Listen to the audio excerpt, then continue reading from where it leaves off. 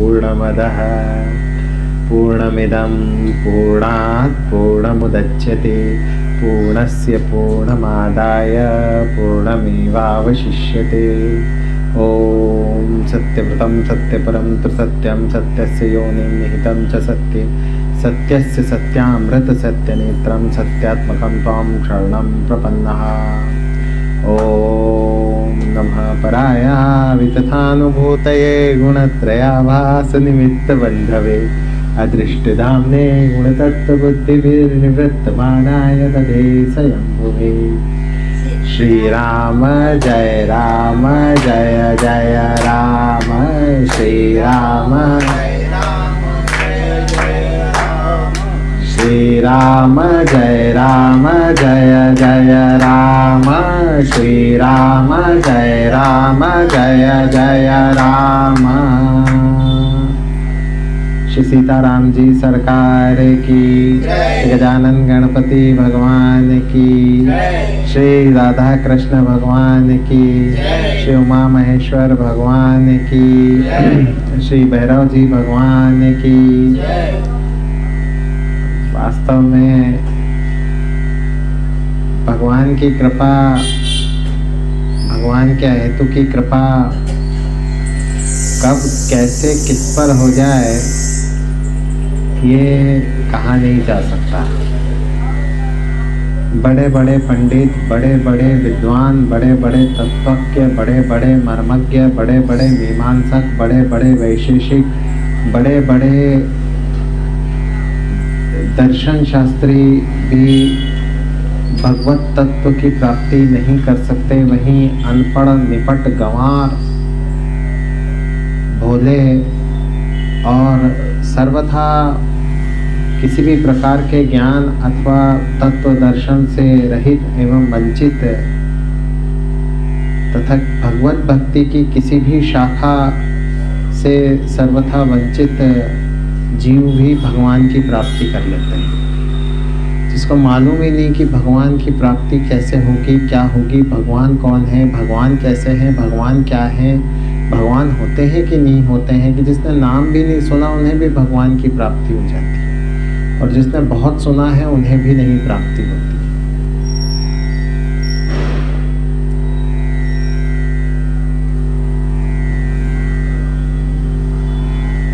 एक गांव में एक बहुत सुंदर आयोजन चल रहा था। गांव में श्रीमद् भागवत का आयोजन चल रहा था। मैं आपको बताऊं, आजकल परिपाटी परंपरा ऐसी है कि श्रीमद् भागवत कथाएं वार्ताएं लगभग अमूमन 3 बजे दोपहर में अथवा 4 बजे से आरंभ होती है। अभी कोई 15 वर्ष पूर्व तक ये स्थिति भी थी कि सुबह सवेरे 8 या 9 बजे से आरंभ होकर के और 12 बजे तक रहती, और उसके उपरांत फिर दोपहर में होती, 2 समय में होती। मैंने भी इस प्रकार से कथा कही हुई है, और अब तो बिल्कुल स्ट्रिक्टली ऐसा हो गया है कि कथा दोपहर में 2-3 बजे आरंभ होती है और संध्या तक चलती है।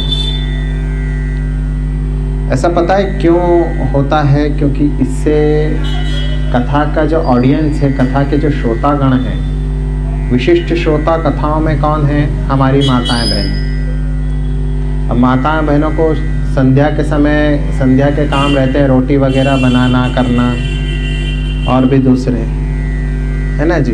और सुबह सुबह के काम रहते हैं। किसी के यहाँ पुरुष सदस्य ऑफिस जाते हैं, किसी के यहाँ कुछ होता है, किसी के यहाँ कुछ होता है। तो अब कथा सुनने कैसे आए? और कथा आयोजन में तो भीड़ की अपेक्षा है, तो इसलिए कथाओं के जो आयोजन अब हुआ करते हैं वो उस समय होते हैं जब विशेष माताओं बहनों के पास समय हो जिससे वो सुनने आ सके। ऑडियंस को सुनिश्चित करने के लिए कथावाचकों की जो श्रृंखला है, जो कथावाचकों की जो पूरी एक समुदाय है, वो इस प्रकार से कथा करता है।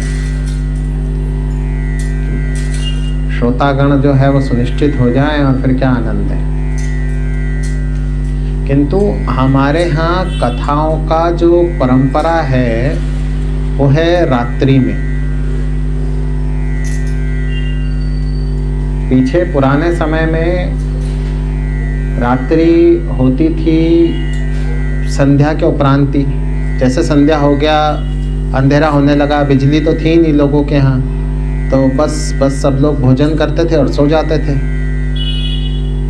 संध्या के पूर्व भोजन कर लिया और बस संध्या हुई नहीं, और बस सब लोगों ने संध्या के उपरांत दूध वगैरह पी के, आज का समय जो 6-7 बजती है, अधिकाधिक 8 बजती है, 7 बजती है, तो तब तक सब सो जाते और फिर उधर सुबह 4 बजे उठते इस तरह से। तो ऐसे समय में संध्या के 7 बजे, अन्यथा रात्रि में जब भी रात्रि जहाँ पर बिजलियाँ और लाइट्स की व्यवस्था हो, तो वहाँ पे रात्रि में कथा की हमारे यहाँ पुरानी परंपरा है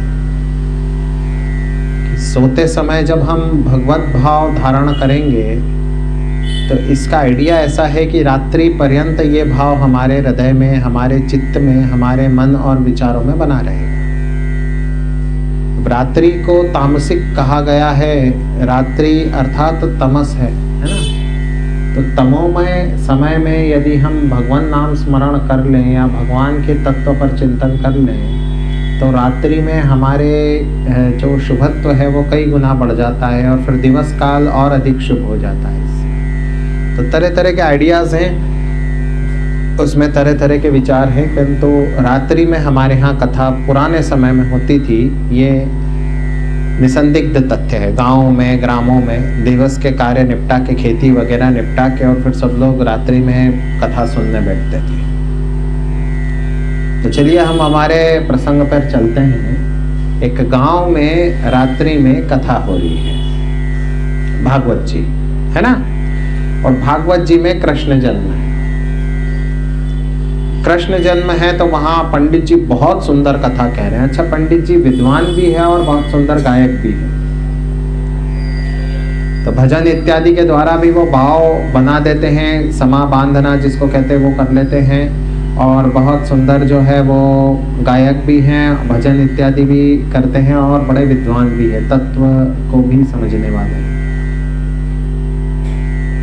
तो सुरम्य सा वातावरण निर्मित है। एक धनी गृहस्थ, धनाढ्य गृहस्थ के यहाँ भागवत जी कथा चल रही है और पंडित जी बैठे हुए हैं और अच्छी खासी ग्रामवासियों की भीड़ वहाँ एकत्रित है।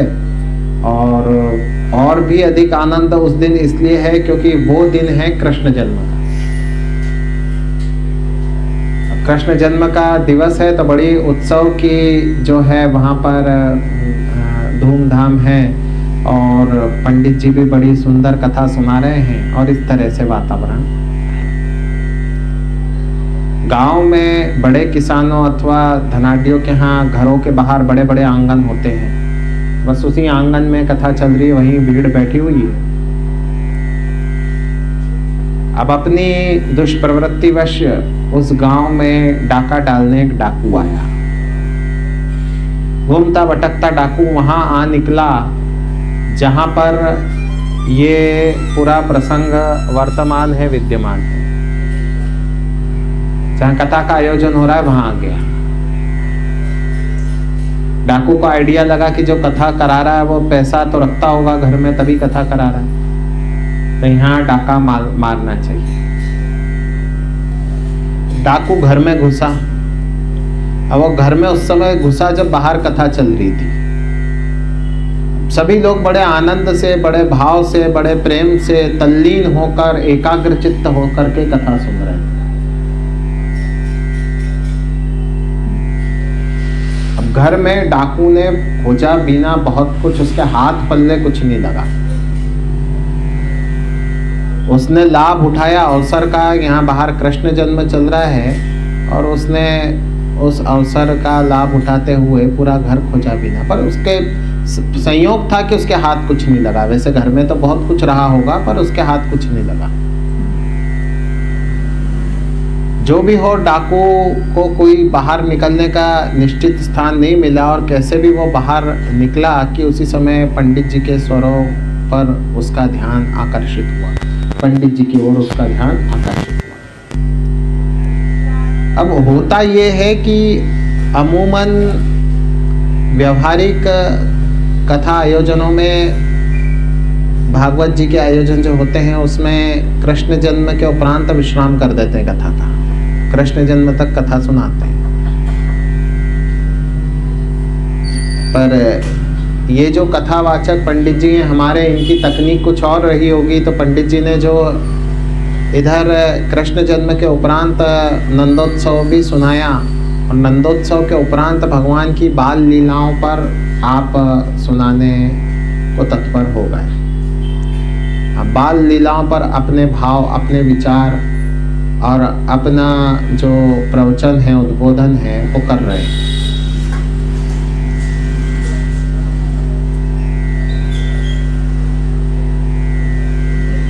नंद गांव में आनंद का साम्राज्य, गोलोक का सा वातावरण उतर आया है। पूरे गांव में ग्रामवासी, वातावरण, कीट पतंगे, धूलि का कण कण भी आनंद में निमग्न है। आनंद सुधा सिंधु में गोते खा रहा है। प्रातः काल, उषा काल की लालिमा अंतरिक्ष में, आसमान में दिखाई पड़ी। उसके पूर्व ही ग्वाल बाल जग गए, गायें जग गई और छोटे छोटे बछड़े नंद भवन की ओर देखने लगे, नंद बाबा के महल की ओर देखने लगे कि अब कब नंद राजकुमार आएंगे और आकर के हमें चराने लेकर के जाएंगे।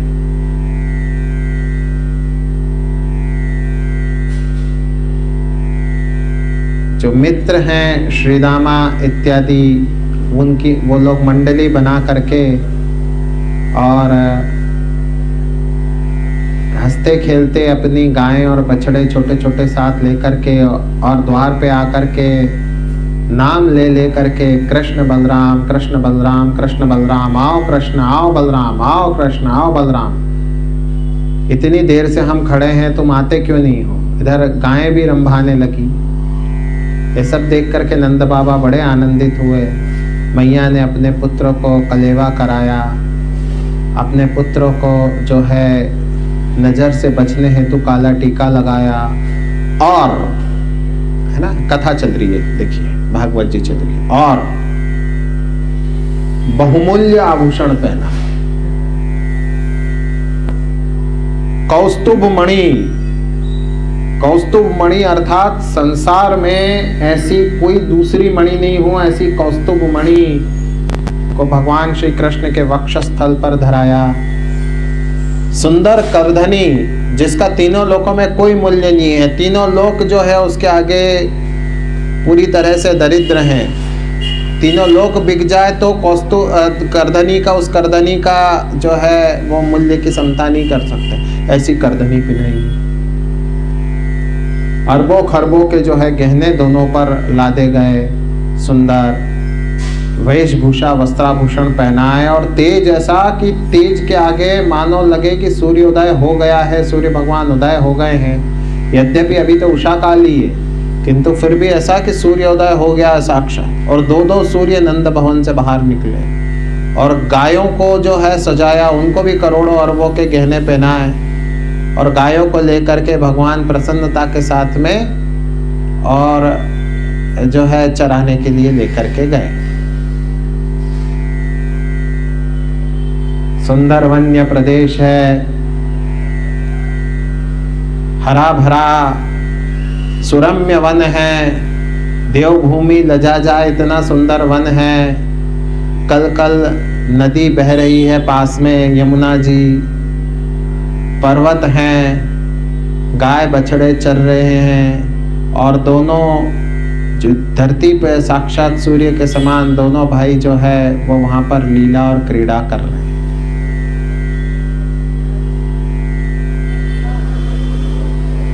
डाकू सुनता रह गया। ओके, अच्छा।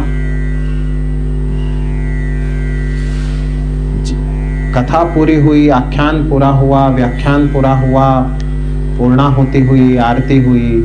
जो सदगृहस्थ हैं वो सबको आग्रह करने लगे, आप प्रसाद लेकर के जाना, प्रसाद लेकर के जाना, प्रसाद लेकर के जाना, प्रसाद लेकर के जाना, प्रसाद लेकर के जाना। सबसे आग्रह चल रहा है, अनुनय विनय चल रहा है, अनुरोध चल रहे हैं, भाई प्रसाद लेकर के जाना था। सब प्रसाद लेकर ले करके घर चले। अच्छा, कथावाचक भी एक डेरे पे ठहराए हुए थे, कहीं गांव में उनको ठहराया हुआ था। तो कथावाचक ने भी भोजन प्रसाद पाया और वो लेकर के और अपनी पोथी उठा करके और आप जो है अपने डेरे की ओर चले। कुछ थोड़ा सा आगे गए होंगे, बहुत रात हो गई है ना, रात हो गई। थोड़ा सा आगे चले होंगे कि धम्म से आवाज आई और देखा उनके आगे एक लंबा चौड़ा भूत के जैसा पिशाच के शरीर का कोई मनुष्याकृति कूद पड़ी हुई।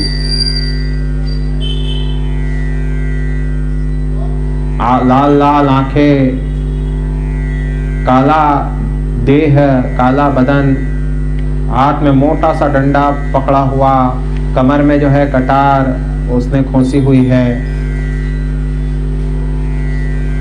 और बहुत जोर से ऐसा डंडा पंडित जी के आके उसने फटकारा। कहा, पंडित जी प्रणाम। पंडित जी ने कहा, साहब कौन है आप, कौन है आप? मैं जो भी हूं। अभी क्या कह रहे थे आप?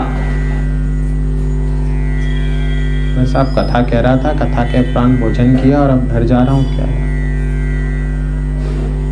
पंडित जी के कने भी दान दक्षिणा के पैसे थे जो चढ़ाव में आते हैं ना, भागवत जी में जब चढ़े हुए वो सब पैसे थे। पंडित जी ने कहा, ये आ गया हमारे से लेने के हिसाब से। तो पंडित जी ने कहा, देने पड़ेंगे। फिर भी आरंभ में निगोशिएशन के हिसाब से, मोल भाव के हिसाब से पंडित जी जो है वो कहे कि हाँ साहब कथा कह के आ रहा हूँ। अच्छा, सच कह रहे थे? क्या सच के सच था, तभी तो लोग सुन रहे हैं, इतने लोग सुन रहे हैं, सब जानते हैं सच है तभी तो सब सुन रहे हैं। हाँ, मैं तो तभी समझ गया था कि तुम झूठ बोलते तो इतने लोग थोड़ी सुनते।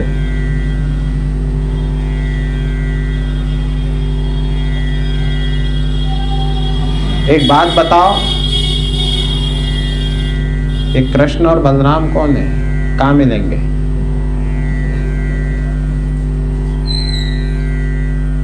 कहा कि ये क्या मुसीबत आ गई, क्या पीड़ा आ गई, क्या बाधा आ गई, क्या क्या व्यवधान है, पता नहीं। उन्होंने कहा, साहब ये दक्षिणा के रुपए ले लो और मुझे जाने दो। अच्छा, दो छोटे छोटे बच्चे करोड़ों अरबों खरबों रुपए के गहने पहन के, यही कह रहे थे ना तुम, और वन में अकेले जा रहे हैं, उनके गहनों को छोड़ दूं और तेरे 15, 20, 50 रुपए लेके संतोष कर लूं? पता बताओ उनका।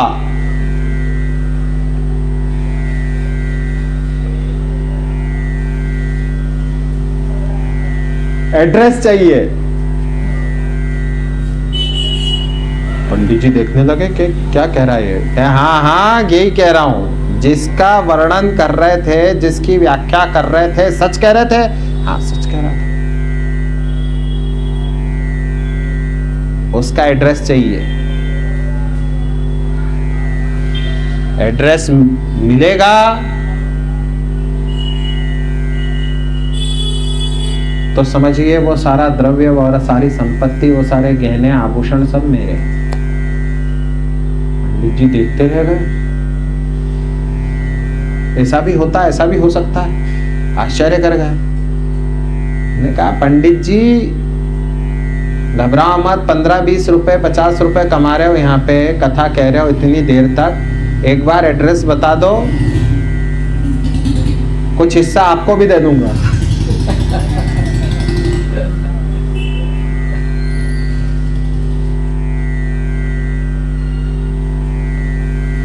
पंडित जी ने सोचा कि अब इसको बुद्धिमता से टैकल करना चाहिए, इसको उस तरह से जो है संभालना चाहिए। पंडित जी ने कहा एक काम करो, मेरे डेरे पे चलो, वहां पुस्तक में उनका पता लिखा है, वो देख के बताऊंगा।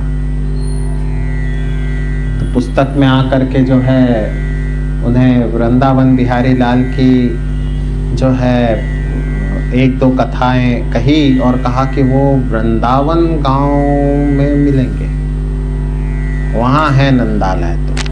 तो वृंदावन कहाँ पड़ता है भाई? कि देखो एक काम करो, उत्तर में चले जाओ, वहां है वृंदावन, सीध में, नाक की सीध, या नाक की सीध में। हाँ, ठीक है, कल सुबह मिलते हैं, कल सुबह उनसे लेके आता हूँ गहने वगैरह, फिर मिलते हैं यहीं पे। और बात का पक्का हुआऊंगा, आपको जो भी चाहिए वो है, आपके देख के और फिर घर जाऊंगा, आपको हिस्सा मिल जाएगा आपको।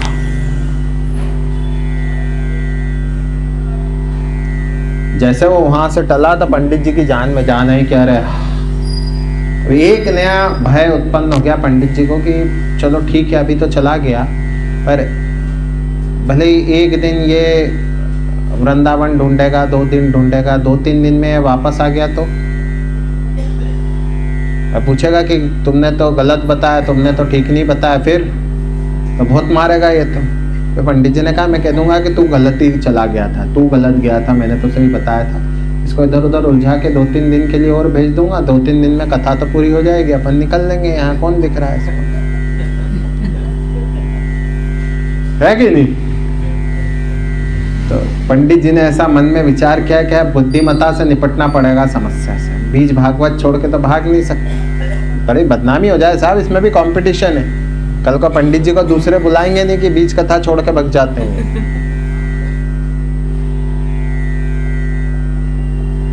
तो पंडित जी महाराज जो है उनने इसको रवाना किया। अब ये घर के बाहर निकला, इधर उधर घूमा और जो दिशा दिखी वही नाक की सीध में चल दिया। इसके दृष्टिकोण में, इसकी विचारधारा में ये उत्तर की ओर जा रहा था, वैसे ये दक्षिण की तरफ मुड़ गया। पूरा मन इसका एकाग्र चित्त होकर के वही विषय को सोच रहा था कि अरे सुंदर करधनी, और जो है वक्षस्थल पर, छाती पे जो है कौस्तुभ मणि लगाई हुई है, और सिर पर भी जो है उन्होंने सुंदर रत्नों का जो है हार बांधा हुआ है, उसमें मोर मुकुट पहना हुआ है। मोर तो क्या, मोर से तो कोई अभिप्राय नहीं है, लेकिन मुकुट से तो है ना, मोर तो कितने ही मार के प्राप्त कर लेंगे, मुकुट से तो है। तो पूरी वो छवि को बड़ी अच्छे से उसने अपने अंदर बिठा लिया था। और पंडित जी की जो एक एक बात थी उसको ध्रुव सत्य मान के, धुर सत्य मान करके वो लगा हुआ था बिल्कुल कि अब तो मुझे पहुंचना है कैसे। पहुंचते पहुंचते पहुंचते पहुंचते पता नहीं कब तक चलता रहा, वो कितना समय व्यतीत हुआ, किंतु उसने देखा कि एक स्थान बड़ा हरा भरा है। उसने कहा कहीं ये तो नहीं। थोड़ा आगे दिखा तो एक वन दिखा, हरा भरा। उसने कहा हरा भरा वन दिख गया। फिर एक नदी दिख गई कि नदी भी है, जब यही स्थान होगा। मैं आ गया, इधर उधर देखा, थोड़ा प्रकाश हुआ, लालिमा हुई। उन्होंने कहा एक पहाड़ भी दिख रहा है, बिल्कुल पहाड़ भी है, यही क्षेत्र है, वो दिख रहा है गोवर्धन, यही। कान खड़े हो गए साहब उसके सुबह से, मतलब उषा काल के पूर्व के बात बता रहा हूँ, अभी उषा काल नहीं हुआ है। उषा काल अर्थात वो जिसमें अंतरिक्ष में पहली लालिमा जो आती है ना, पहली लाली आती है, जो आप में से जो सुबह जल्दी उठता है उसने ये दृश्य देखा होगा, है ना। 9 बजे उठने वालों को दृश्य नहीं दिखता, उनको उषा काल नहीं मालूम है। अंग्रेजी में कहते हैं डॉन, लेकिन डॉन भी जो है वो उसमें भी पूरी लालिमा से अच्छन्न हो जाता है। मेरा अभिप्राय वो सुबह की पहली जो लाली है तो वो लाली भी नहीं है। बिल्कुल कानों को उसने अलर्ट कर दिया, हाई अलर्ट पे कान है उसके। अब वृक्ष पे चढ़ के बैठ गया कि अब यहाँ आएगा गाय चढ़ाने और सीधा उसके सामने कूदूंगा और कहूंगा या तो गहने चुपचाप उतार के दे दे, मैं बच्चों की हत्या नहीं करता, गहने दे दे। चमकाने से ही गहने दे देगा 99%, नहीं तो 2-4 तमाचे लगा के गहने वगैरह छीनूंगा अपनी लंगोट में बांध के, और जो है मैं मेरे गांव ढूंढता फिर मेरे को।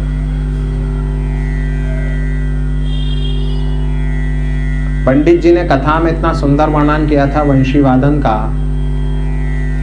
भगवान बड़ी सुंदर वंशी वादन करते। अब वो सुबह से यहाँ कानों का हाई अलर्ट पे है कि बंसी की आवाज आ जाए तो बिल्कुल कंफर्म हो जाए, फिर तो पकड़ना है, बंसी वाले को पकड़ना है। इतने हाई अलर्ट पे उसके कान हैं कि जरा सी खड़क हो तो वो बिल्कुल तैयार हो जाए। 3-4 बार तो वो पेड़ से कूद चुका है।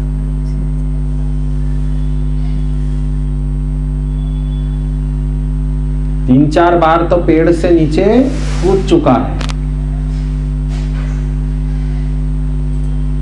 ऐसे में बड़ा वातावरण वहां पे बना हुआ है। उषा काल हो गई क्या? अब वो बच्चों ने जाके उसके महल में आवाज दी होगी, अब उसकी माँ पहना रही होगी गहने। किंतु न मैया जानती है न बच्चे जानते हैं कि आज तो पहना लगे ने, कल से सोच समझ के पहनाएगी, सजाएगी, सवारेगी कि मेरे जैसे लोग भी है संसार में, अभी हम लोग मरे नहीं है।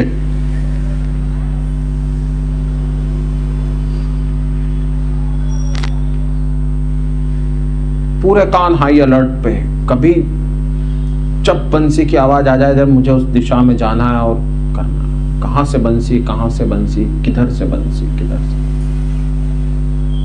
इतने में उसको कुछ सुनाई दिया। 2 सेकंड के लिए सोचा, फिर सुनाई दिया, अरे ये तो बंसी तो है। ऐसी ध्वनि सुनाई दी, ऐसी ध्वनि सुनाई दी, ऐसी ध्वनि सुनाई दी कि उसने ऐसी ध्वनि सुनी नहीं थी। क्या अरे इतनी सुंदर बंसी की ध्वनि आ रही है, ये इन्हीं के पास से आ रही होगी, पैसे वाले लोग इतनी अच्छी बंसी बजा सकते। झट से पेड़ से कूदा लठ लेके, कहां से आ रही है? ओ वहां से आ रही है। उस दिशा में आगे बढ़ गया। आगे बढ़ा तो थोड़ा आगे बढ़ा, नेत्र केवल बिल्कुल कुछ नहीं देख रहे थे आसपास, कौन सा वृक्ष है, किसी वृक्ष से टकरा जाता, किसी कहीं लड़खड़ा के गिर पड़ता, पत्थर से चोट लग जाती, रक्त रंजित हो रहे, कांटों से पैरों में खून आ रहा है, कांटा बचा के चलना, कुछ ध्यान नहीं। सिर्फ ये ध्यान है कि 2 बालक हैं और बड़े स्वर्ण और आभूषणों से आच्छादित हैं पूरे। वो टारगेट है मेरा।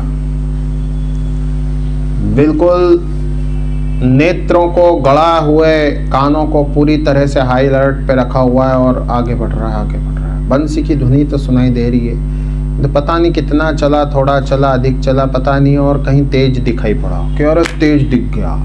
फिर गाय दिखी, गाय दिख गई, और फिर जाके कहीं 2 बालक दिखे कि अब दिख गए ना दोनों बालक। लेकिन बालक दिखे तो ये क्या, बालक दिख तो गए, लेकिन बालक दिखने के बाद उसके हृदय में इच्छा नहीं रही कि मैं गहने निकाल लूं। अरे नहीं, गहने तो निकालने चाहिए, मैं तो डाकू, मेरा धर्म है गहने निकालना। गहने भी निकालने पड़ेंगे, 1-2 तमाचे भी मारने पड़ेंगे, बच्चे हैं तो बड़े प्रेम से मारूंगा, किंतु ऐसे बिना परिश्रम किए थोड़ी ना जो है पैसा लेके आऊंगा। मेहनत करके कमाई करनी चाहिए ना।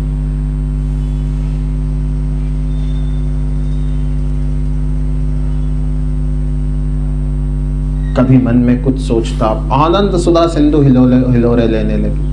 हृदय ऐसा प्रफुल्लित हो गया, प्रसन्न चित्त हो गया। उसने कहा ये इनको गहने उतारने नहीं चाहिए, इस भुवन मोहिनी मूरत पे तो गहने और चढ़ाने चाहिए।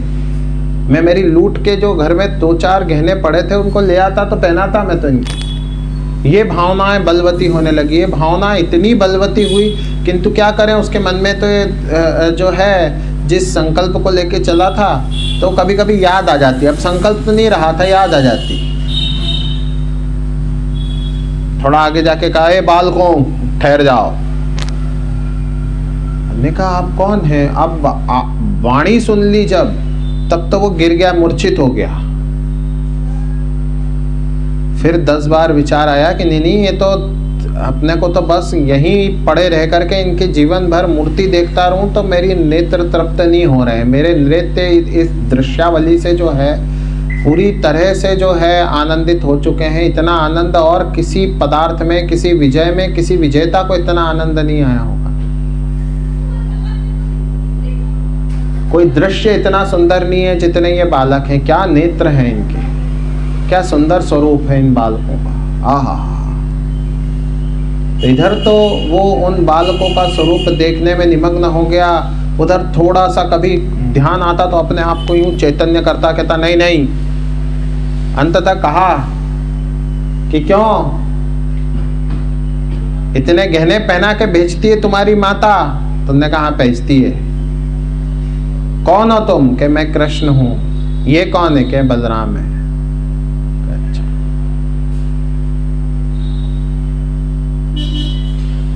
कि गहने दे दो मुझे चुपचाप। बोले नहीं दिए तो? कह नहीं, दो गहने।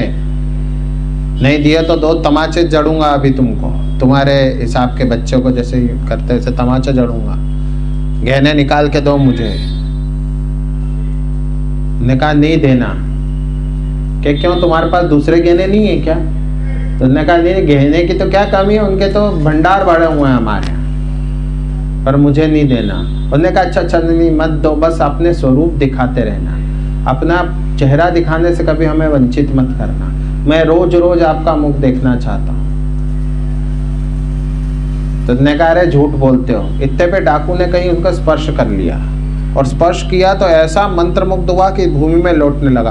उसने कहा अब तो आपको छोड़ूंगा ही नहीं, अब ये चरण कमल जो है मेरे वक्षस्थल पे रख दो, मेरे सिर पे रख दो, ऐसी सी बातें बोलने लगा। मुंह से वेदोक्त स्तुतियां प्रस्फुटित होने लगी। तो भगवान ने कहा नहीं नहीं, गहने ही दे देता हूँ उससे तो अच्छा। उन्होंने कहा गहने तो चाहिए थोड़ी, ये गहने लेकर के कोई भला मिट्टी के मोल कोई आनंद सुधा सिंधु को थोड़ी ना तोलेगा। उसको तो आनंद की प्राप्ति हो रही थी। रत्न क्या है और क्या नहीं है, माया है रत्न। तो स्पष्ट मना कर दिया, पर कहा कि आपकी बात नकारना भी तो उचित नहीं है। उसने कहा नहीं, मैं मर्जी से दे रहा हूँ, ले लो। तो बहुत अनुनय विनय की उसने कि मुझे आपके दर्शन सदैव देते रहो। उसने कहा आज जाओ, चलो दर्शन दे देंगे। बोले ठीक है, दर्शन दे देंगे। बोले कल गहने और दूंगा।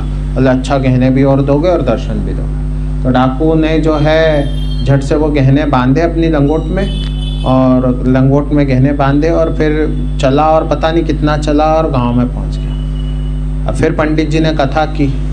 फिर कथा के डेरे पे आए नहीं थे कि डाकू बैठा दिखा, तो पंडित जी के प्राण फूट गए। तो एक ही दिन में आ गया। अभी तो 3-4 दिन की कथा हो रही है, इसको कैसे कैसे सेटल कैसे करूँगा।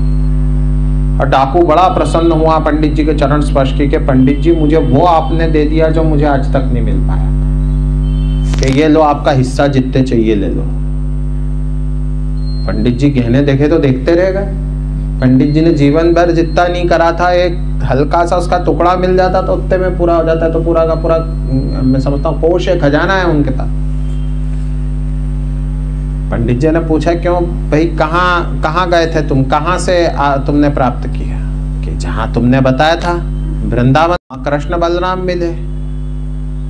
कि मिले थे कृष्ण बलराम? बोले हाँ, कृष्ण बलराम मिले। और वहां देखे तो गहने तो पूरे अलौकिक थे। फिर परंतु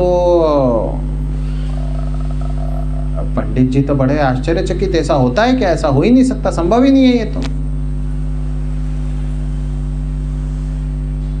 पंडित जी मन में खारिज कर रहे, डर लग रहा है सिर्फ वो जो यहाँ पे उन्हें खोसा हुआ है। भाई पागल व्यक्ति है, जंगली व्यक्ति है, उठा के उसने खींच के तान दिया अपने पे, तो अपना तो ये लीला यहाँ समाप्त हो जाएगी। तो उससे डर है बस, बाकी तो पंडित जी कह रहे हाँ हाँ। अब सोना और गहने स्वयं प्रमाण है कि डाकू सफल होके लौटा है। डाकू ने कहा पंडित मैं समझ रहा हूँ, आप विश्वास नहीं मान रहे हो, परंतु आप चाहोगे तो कल सुबह लेके चल सकता हूँ। उसने कहा हाँ, मेरे को भी लेके चलना कल सुबह। तक गहने कहाँ से लाया मैं भी देखता हूँ। क्या राजी मर्जी से दीदी, बहुत है उनके यहाँ। तो तूने तो कथा में सुनाया ही नहीं था, भंडार ही भंडार बढ़ा हुआ है। मैं तो देख के आया ना, गायों में इतने स्वर्ण और रत्न पहने हुए हैं कि हमारे यहाँ शासकों और राजा महाराजाओं क्या नहीं होते। छोटी छोटी गायों ने, मैं तो देख के आया हूँ। ये देखो बंसी भी मार ली उसकी। तो पंडित जी बंसी देखते रह गए, देखा नहीं चलते, तो झट से गहने बांधे गए, पोटली में तय हुआ डाकू और पंडित जी जाएंगे। पंडित जी भी निकल लिए उसके साथ में। पंडित जी निकले तो कैसे तो भी उस जोन में फिर से पहुंचे, उसी तरह से पहुंचे। कितना चलता रहा पता नहीं। पंडित जी सोचे कहाँ ये दक्षिण में जा रहा है, उत्तर में कहाँ ले जा रहा है अपने को, किसके यहाँ ले जाएगा, क्या करेगा पता नहीं। वो पंडित जी का हाथ पकड़ के ले गया। सुबह सुबह बैठ गया वृक्ष पे। पंडित जी को नींद आ रही। पंडित जी को कहा कि बस अब बंसी की आवाज़ आती होगी। ओ देखो आ गई बंसी की ध्वनि। तो उन्होंने कहा कहाँ आई बंसी की ध्वनि, कोई भी ध्वनि नहीं आई यहाँ पे। तो कोई गीदड़ सियार ने खा लिया तो तेरे चक्कर में यहाँ पे तो समाप्त हो जाएंगे। उसने कहा अरे नहीं नहीं, बंसी की ध्वनि आ गई, चलो वो आ गए, देखो कितना सुंदर तेज दिख रहा है। कहा कुछ भी नहीं दिख रहा है।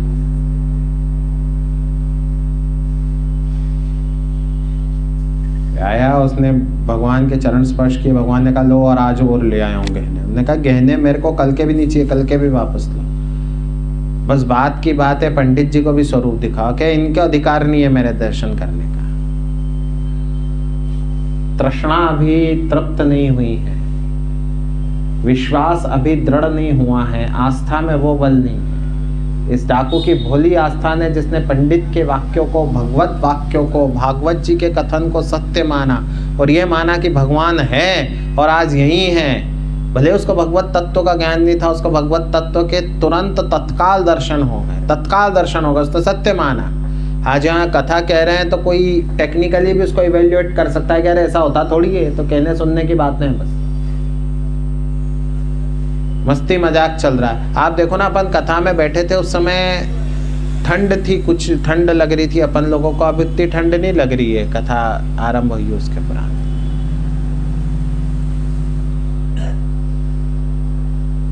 बहुत बोलने पे भगवान ने कहा कि एक काम कर, मेरे हाथ को तूने स्पर्श कर रखा है ना। वो उसने तो कृष्ण भगवान को जाते से चरण पकड़ ली, क्योंकि आनंद ही उसको उसी में प्राप्त हो रहा था। देखने लगा, उसने कहा एक हाथ से पंडित जी को भी पकड़ ले। तो उसने एक हाथ से पंडित जी को पकड़ा तो उनको भी दिव्य दृष्टि प्राप्त हो गई। अब रूप सुधा माधुरी का जो पान किया तो डाकू और पंडित जी दोनों निहाल हो गए। कथा को यथार्थ दृष्टि से समझना और कथावाचक को साक्षात परमात्मा समझ करके उनकी बातों को सत्य मानना, साथ ही कथावाचक को भी कथा की सत्यता में पूर्ण आस्था होनी चाहिए और ये विश्वास होना चाहिए कि परमात्मा है। वो दृढ़ विश्वास टाल देता है,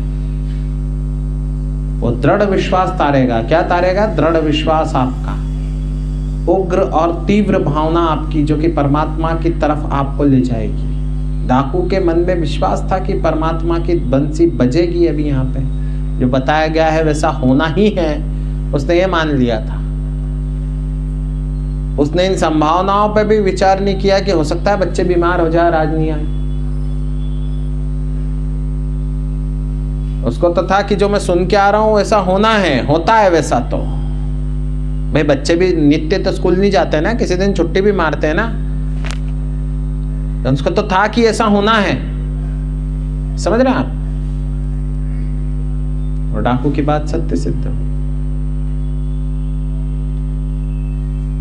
उसका जो विचार है उसको परमात्मा ने मूर्त रूप दे दिया। वो दक्षिण में जा रहा था, दक्षिण में वृंदावन के दर्शन करा, वास्तव में वृंदावन धाम पहुंच गया था। कहीं से भी भगवान ने उसको वृंदावन धाम में, श्रीधाम में प्रवेश करा दिया और श्रीधाम में आपने अपनी दिव्य रास भूमि के में प्रवेश करा के आपको उसको स्पर्श का सुख दे करके, और मैं समझता हूं कि गोलोक में वास का अधिकारी बना दिया उसको। डाकू सरी की तीव्र और हमारे उज्जवल विचार होने चाहिए। हमारे